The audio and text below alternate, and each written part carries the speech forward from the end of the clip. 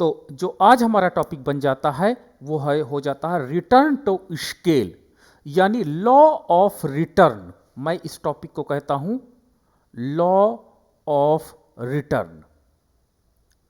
ठीक है, return to scale के अंतर्गत, यानी पैमाने के प्रतिफल के नियम।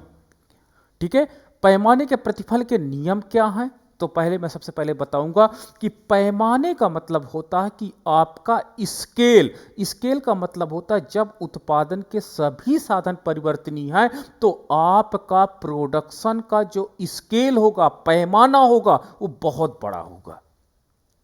मैंने कहा कि आपके साथ Q is the function of L के लैंड, लेबर, कैपिटल, जो भी जितने all the factor of production है, इन फैक्टर ऑफ प्रोडक्शन की हेल्प से आप काम करते हो। तो जब दीर्घकाल में आपके पास all the factors of production that is changeable, जो चेंज हो सकते हैं, उनको अगर हम कैलकुलेट करते हैं, उनको अगर हम काउंट करते हैं, तो आपका उत्पादन का साइज बहुत बड़ा हो जाएगा और उसी उत्पादन के साइज को हम लोग स्केल के नाम से काउंट करते हैं। ठीक है, तो स्केल के नाम से काउंट किया जाता है, इसीलिए यहां पर पैमाना शब्द का प्रयोग किया जाता है। और पैमाना शब्द का प्रयोग होते ही ये बात आपको समझ में आ जानी चाहिए कि अर्थव्यवस्था में यह दीर्घकालीन मॉडल है जहां पर उत्पादन के सभी साधनों को परिवर्तनीय माना गया है। ठीक है, अब इसमें एक विशेष नियम काम कर रहा था जिसे कहते हैं law of return to scale, इसलिए इस टॉपिक का नाम law of return to scale, यानी इसमें उत्पादन की प्रक्रिया में एक विशेष प्रकार का नियम काम किया।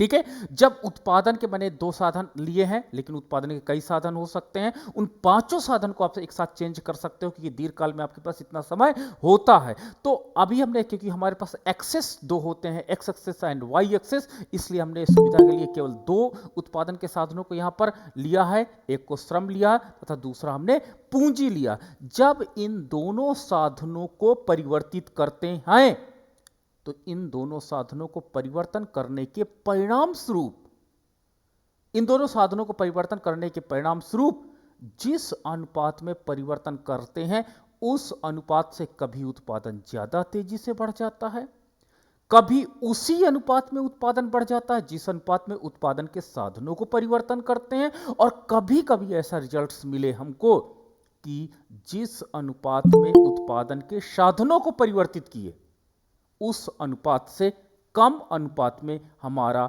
उत्पादन बढ़ा। मतलब क्या हुआ, रिजल्ट क्या निकले कि प्रारंभ में इकोनॉमिस्टों ने देखा, इकोनॉमिस्टों ने स्टडी में पाया कि पहले स्टेज में, फर्स्ट स्टेज में जिस अनुपात में उत्पादन के सारे साधन यानी एल तथा के को बढ़ा रहे थे, मान लीजिए इनकी मात्रा को दूना कर रहे थे, तो उसके परिणाम स्वरूप उत्पादन दूना न होकर के दूना से अधिक स्पीड से बढ़ रहा था। इसको सारे अर्थशास्त्रियों ने नाम क्या दिया, इंक्रीजिंग रिटर्न टू स्केल नाम दिया। ठीक है, जब उत्पादन के सभी साधनों को एक निश्चित अनुपात से बढ़ाया जाए और उत्पादन उस अनुपात की अपेक्षा अधिक तेजी से बढ़े, तो इस नियम को उन्होंने इंक्रीजिंग रिटर्न टू स्केल की संज्ञा दिया। फिर इकोनॉमिस्टों ने पाया एक सेकेंड स्टेज आई, उस स्टेज में जब हमने श्रम तथा पूंजी को फिर से बढ़ाया, ठीक है, मान लीजिए हमने इसको 3 गुना 4 गुना किया, दोनों को एक समान अनुपात में बढ़ाया, तो उत्पादन भी उसी अनुपात में बढ़ गया। ठीक है, हमने इसको 4 गुना किया, श्रम 4 गुना किया, पूंजी 4 गुना किया, उत्पादन भी 4 गुना बढ़ गया। तो एक ऐसा स्टेज आया और वो स्टेज सदैव द्वितीय स्टेज में हमको प्राप्त हुआ, इसको हम लोगों ने कांस्टेंट रिटर्न टू स्केल नाम दे दिया। कांस्टेंट है, जिस अनुपात में आप उत्पादन के साधनों को बढ़ा रहे हैं उसी अनुपात में उत्पादन भी बढ़ता चला जा रहा है। इसे हम लोग क्या किए, कांस्टेंट रिटर्न टू स्केल दिए नाम। और तीसरा एक स्टेज मिला, जिस अनुपात से उत्पादन के साधनों को बढ़ा रहे थे उस अनुपात से कम अनुपात में उत्पादन बढ़ा, 4.5 ही बढ़ा, 5 गुना हमने श्रम तथा पूंजी बढ़ाया। इसको अर्थशास्त्रियों ने डिमिनिशिंग या डिक्लाइनिंग रिटर्न टू स्केल नाम दिया। ठीक है, और अच्छी बात यह थी कि यह नियम यूनिवर्सल पाया गया। यूनिवर्सल का मतलब किसी भी क्षेत्र में देखो यह नियम लागू हो रहा था। एग्रीकल्चर में देखो इंक्रीजिंग रिटर्न टू स्केल पहले, फिर कांस्टेंट, फिर डिक्लाइन। मत्स्य पालन में देखिए इंक्रीजिंग, कांस्टेंट। खनन में देखिए, यानी ये जो नियम निकला ये यूनिवर्सल नियम बना और इसीलिए इसका नाम रख दिया गया law of return to scale, पैमाने के प्रतिफल के नियम रखा गया। अर्थशास्त्रियों ने यह स्टडी करने के बाद पाया कि जब हम उत्पादन के साधनों को बढ़ाते हैं, एक निश्चित अनुपात से सदैव बढ़ाते हैं, तो उत्पादन सदैव निश्चित अनुपात से नहीं बढ़ रहा था।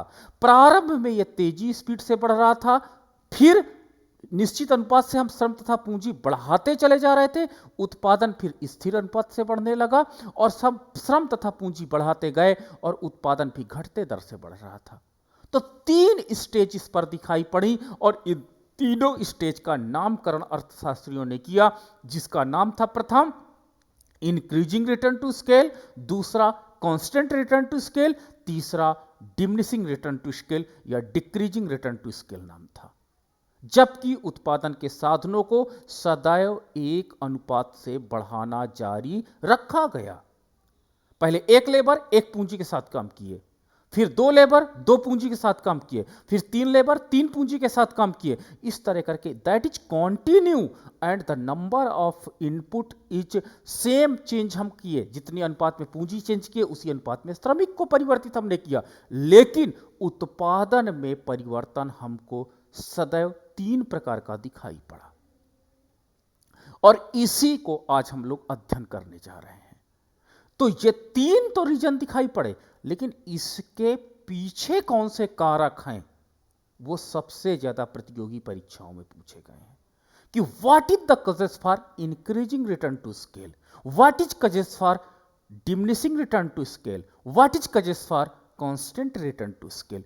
जब ये तीनों नियम को हम लोगों ने देखा तो एक नॉर्मल स्टूडेंट से ये पता है कि ये 3 नियम लागू होते हैं, लेकिन एक एडवांस स्टूडेंट से पूछा जाता है कि आखिर इसके लागू होने का कारण क्या है। तो 2 प्रश्न बने, एक तो आपको यह देखना कि ये लागू हो रहा है और दूसरा यह देखना है कि ये लागू क्यों हो रहा है। दोनों चीजें आपको समझनी, अगर दोनों चीजें आपको समझ में आ गई टॉपिक क्लियर हो जाएगा।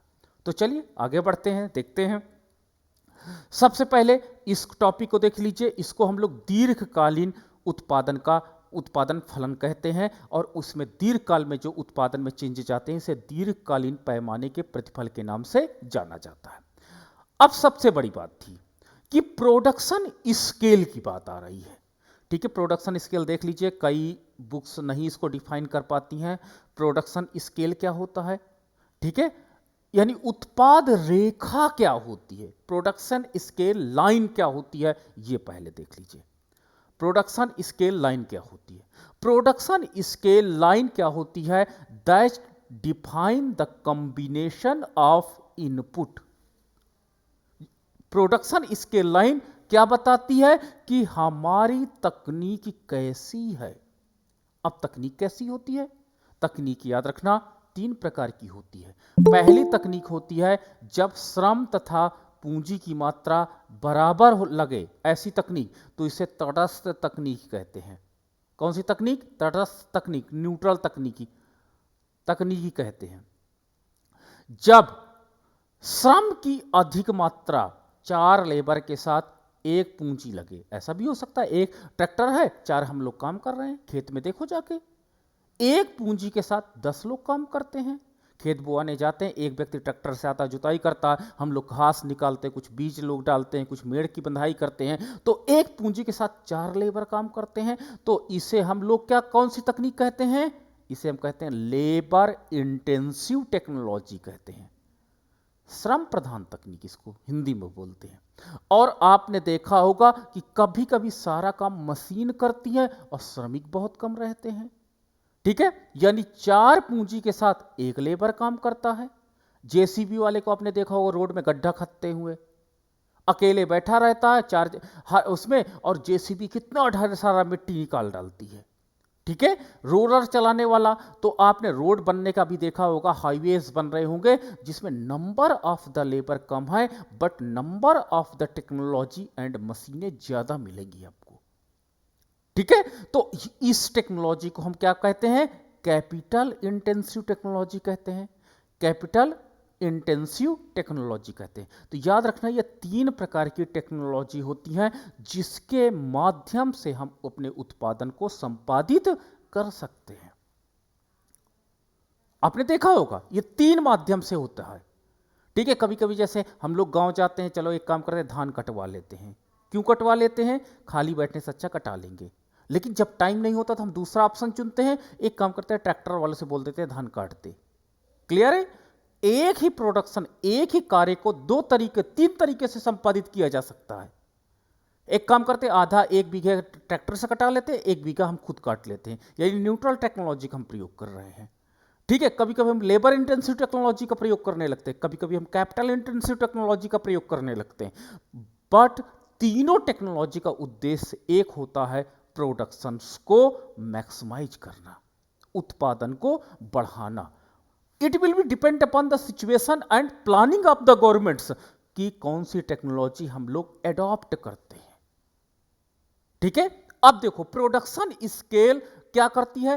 That define the nature of the technology, that define the nature of the technology. अब ये कैसे डिफाइन करती है प्रोडक्शन लाइन? प्रोडक्ट लाइन भी आप बोलते हो इसको, प्रोडक्ट स्केल लाइन भी बोला जाता है, उत्पाद रेखा भी बोली जाती है। इसे कैसे डिफाइन करती है? सच एज, आप एक डायग्राम देखिए, डायग्राम के बाद आपको चीजें क्लियर हो जाएंगी।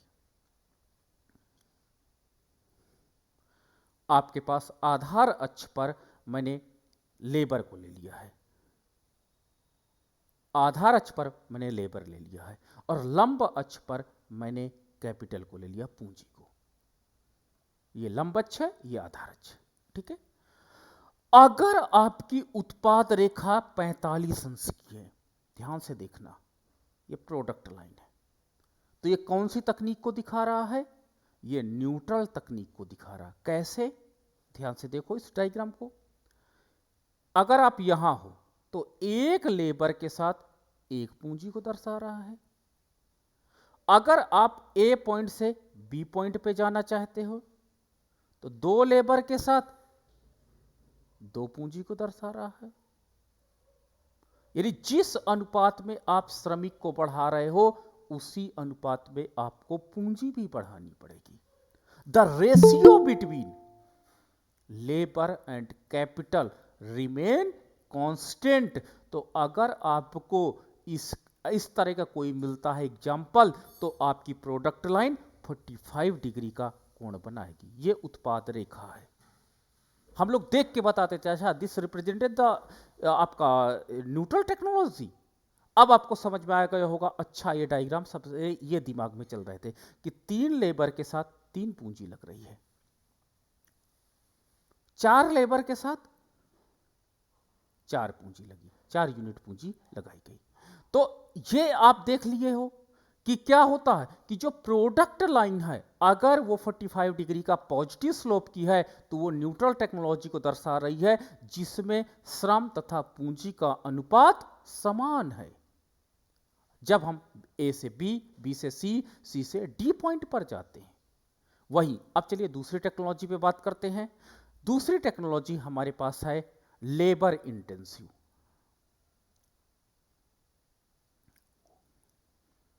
Labour intensive technology, labour intensive technology क्या होती है? ऐसी टेक्नोलॉजी जिसमें लेबर की मात्रा ज्यादा हो एंड कैपिटल की मात्रा कम हो। भारत जैसे देश में हम लोग ऐसे टेक्नोलॉजी को एडॉप्ट करते हैं। आपके आधार अक्ष पर ओ एक्स एंड ओ वाई, आप ये नीचे हमने आधार अक्ष पर लेबर को लिया है एंड लंब अक्ष पर हमने कैपिटल को लिया है।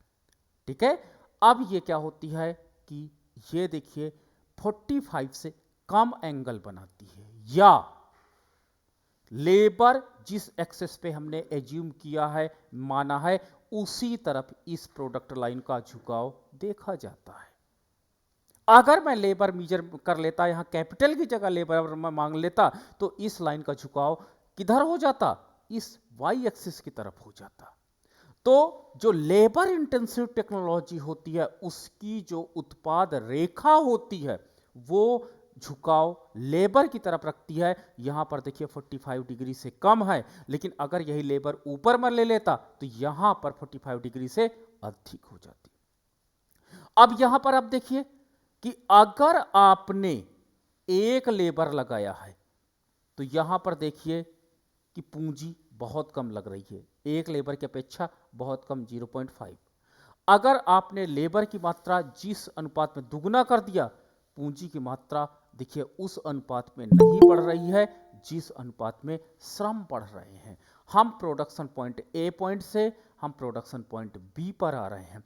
इसी प्रकार अगर मैं प्रोडक्शन पॉइंट सी पर चला जाता हूं और यहां पर आपका क्या होता है कि प्रोडक्शन पॉइंट सी पर जाने पर मैं ये देख सकता हूं कि यहां पर लेबर की मात्रा 3 लेबर तथा आपके पास कितनी है, 1.5 कैपिटल है। यानी जिस अनुपात से श्रम की मात्रा बढ़ती है उस अनुपात की अपेक्षा पूंजी की मात्रा कम पाई जाती है, और ये प्रोडक्ट स्केल लाइन मुझे डिफाइन करती है।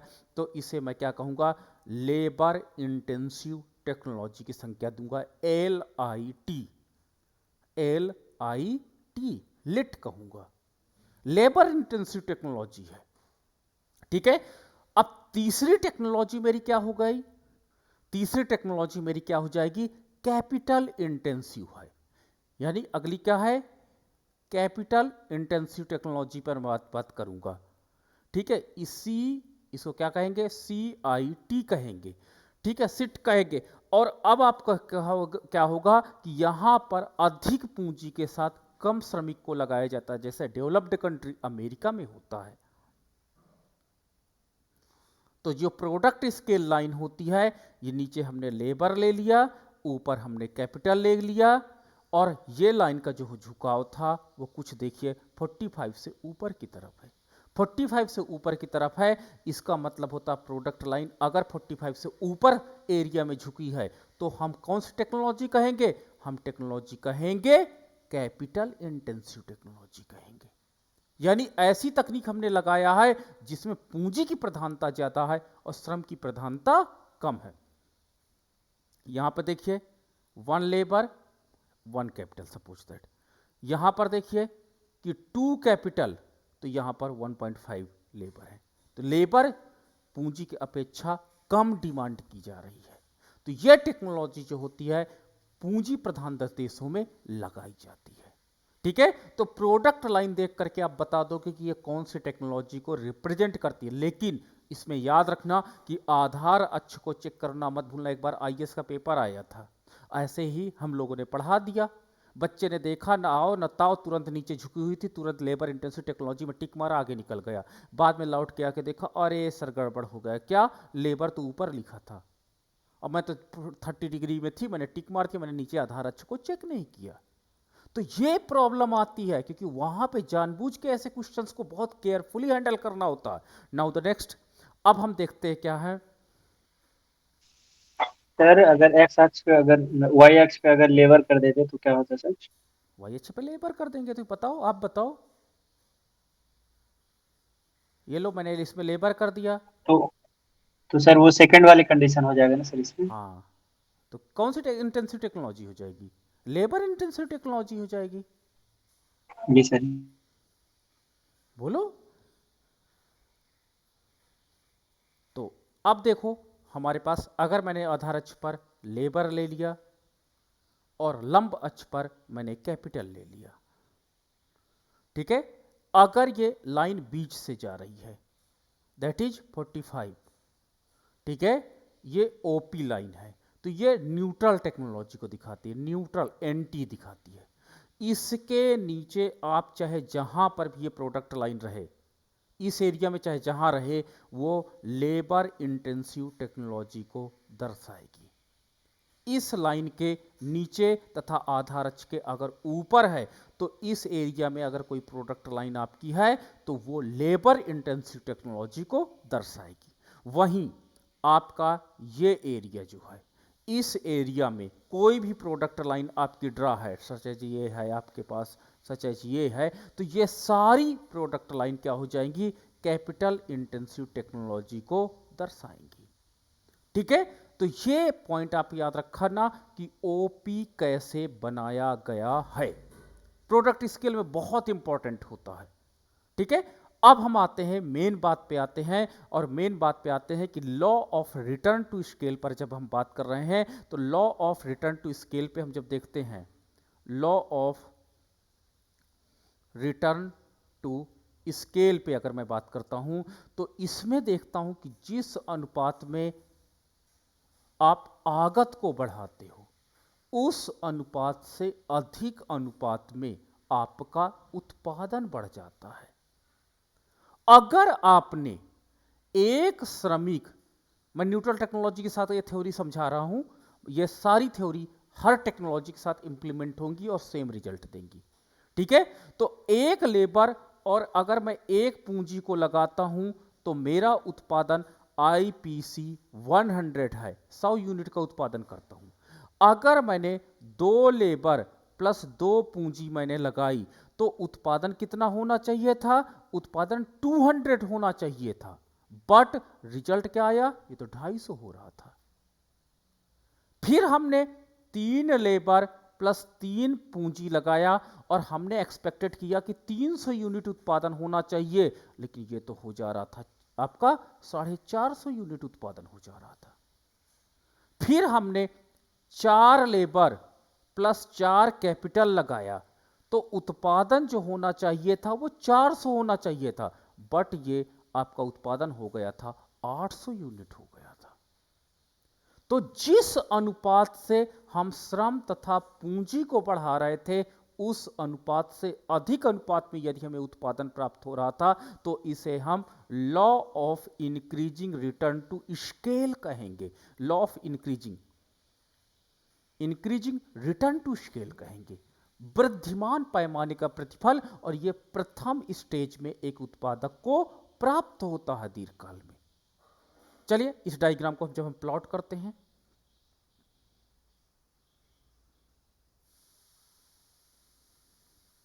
ओ एक्स ओ वाई, मैंने नीचे लेबर को लिया और ऊपर मैंने कैपिटल को लिया। इस लाइन को मैंने 45 डिग्री खींचा। अब प्रोडक्ट स्केल इट में बी 30 डिग्री, इट में बी मोर देन 45 डिग्री। ठीक है, but it will be depend upon the adopted technology, हमने कौन सी टेक्नोलॉजी अडॉप्ट की। मैंने न्यूट्रल के साथ काम किया है इसलिए मैंने इसको 45 डिग्री का मैंने प्लॉट किया है। अब क्या हुआ कि जब हमने एक श्रमिक तथा एक पूंजी को लगाया, 1 कैपिटल को लगाया, तो आईपीसी हमें 100 प्राप्त हुआ और संतुलन बिंदु हमारा ए था।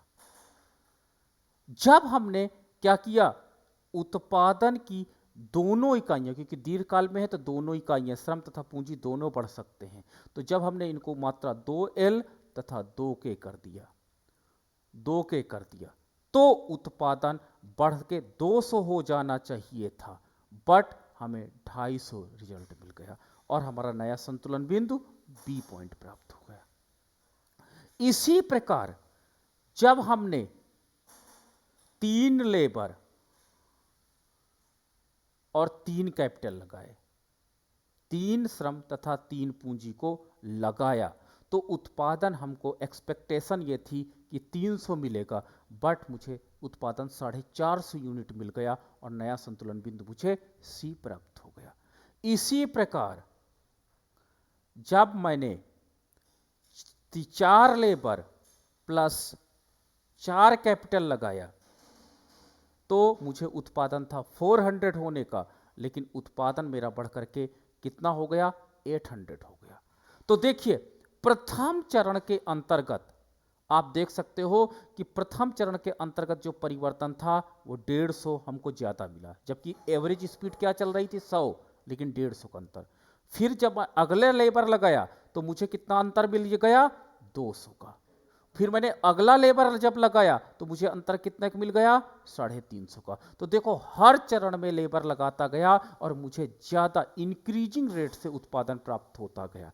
इस प्रकार मेरा रिजल्ट क्या निकला कि ए बी का ये जो स्पेस है, ये स्पेस की अपेक्षा बी सी का स्पेस बढ़ गया, बी सी की अपेक्षा सी डी का स्पेस बढ़ता हुआ मिला। तो हमने रिजल्ट क्या लिखा कि ए बी से ग्रेटर है बी सी और बी सी से ग्रेटर है सी डी, ये आपको रिजल्ट मिले। तो इसे हम लोग इंक्रीजिंग रिटर्न टू स्केल की संज्ञा दे दिए। ठीक है, तो ये इंक्रीजिंग रिटर्न टू स्केल हमको प्राप्त हुआ। अब दूसरा था हमारा जो टॉपिक था कि उत्पादक ने इसी प्रत्याशा में और उत्पादन करने का डिसीजन लिया। जब और उत्पादन करने का डिसीजन लिया तो कांस्टेंट रिटर्न टू स्केल प्राप्त हुआ। कांस्टेंट रिटर्न टू स्केल प्राप्त हुआ मतलब एक लेबर के साथ एक पूंजी को जब लगाया गया तो उम्मीद थी आईपीसी 100 की और आईपीसी 100 प्राप्त हुआ। जब दो लेबर प्लस दो पूंजी को लगाया गया तो उत्पादन करने की उम्मीद थी 200 और मिल भी गया 200। जब तीन लेबर प्लस तीन पूंजी लगाया गया तो उत्पादन करने की उम्मीद थी 300 और 300 प्राप्त हुआ। जब चार लेबर प्लस चार पूंजी को लगाया गया तो उत्पादन की उम्मीद थी 400 और 400 प्राप्त हुआ। तो देखिए जिस अनुपात में यहां पर श्रमिक को बढ़ा रहे थे, पूंजी को बढ़ा रहे थे, उसी अनुपात से उत्पादन भी बढ़ता चला गया। इसे हम लोग कांस्टेंट रिटर्न टू स्केल की संज्ञा दे। ठीक है, डायग्राम देख लेते हैं।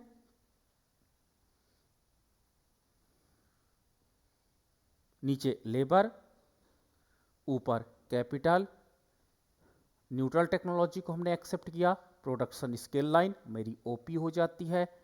मेरा संतुलन बिंदु प्रारंभिक आईपीसी 100 है क्योंकि यहां पर मैंने एक लेबर और एक पूंजी लगाया। जब मैंने श्रमिक की मात्रा को 2L कर दिया और पूंजी की मात्रा को 2K कर दिया तो मेरा कहां पर आ गया, आईपीसी 200। तो हम आ गए ए से बी पॉइंट। फिर जब मैंने तीन श्रमिक तथा तीन पूंजी को लगाया तो हमारा संतुलन का स्तर क्या आ गया, सी हो गया। इसी प्रकार जब हम चार लेबर तथा चार पूंजी को लगाते हैं तो संतुलन का स्तर डी हो जाता है। यह आईपीसी आपका 300, ये आईपीसी आपका 400।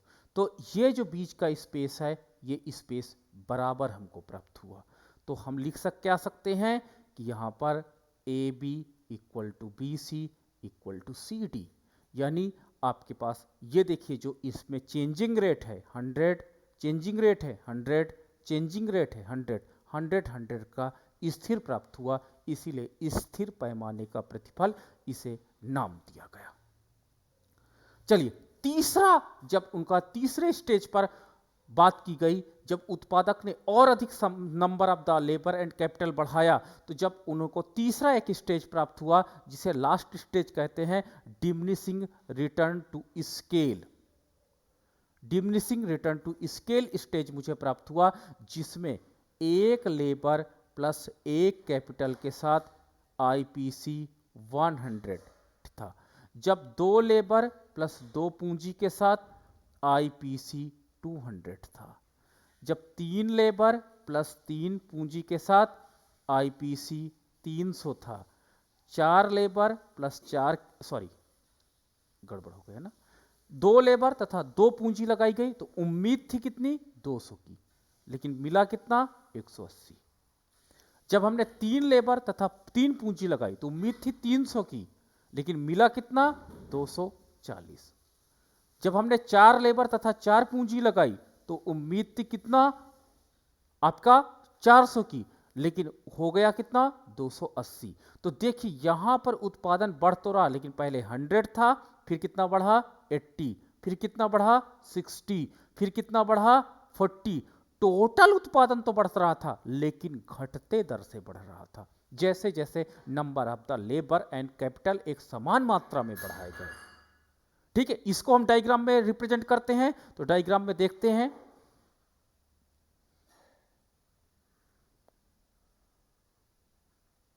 OX OY, नीचे आपका लेबर, ऊपर आपका कैपिटल, ये आपकी प्रोडक्ट लाइन है। प्रोडक्ट लाइन है दैट इज OP। ये हमारे पास है IPC 100, 1L 1K।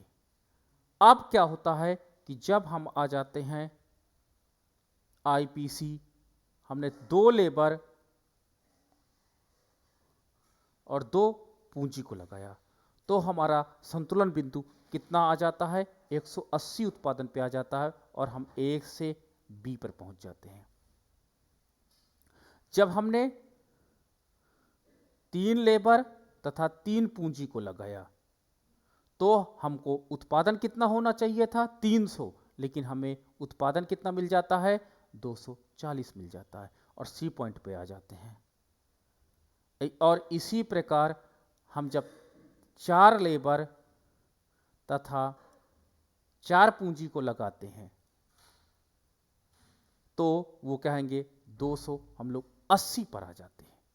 तो इस प्रकार आप देखिए इसके बीच का स्पेस लगातार कम होता चला गया है, यानी डिमिनिशिंग होता चला गया है। यानी ये ऐसा नियम था कि जैसे जैसे सेम पूंजी तथा श्रम को बढ़ाएंगे लेकिन उत्पादन की दर पहले से कम प्राप्त होती चली जा रही थी। इसीलिए हमने इसे AB is less than BC, sorry, AB is greater than BC and BC is greater than CD प्राप्त होता है। तो ये डिमिनिशिंग रिटर्न टू स्केल, लगातार जो अमाउंट है वो कम होता चला जा रहा था। तो ये था आपका law of return to scale theory और ये बहुत पॉपुलर थ्योरी हुई। ठीक है, अब आपके कोई प्रश्न हो तो जरूर मुझसे पूछिएगा।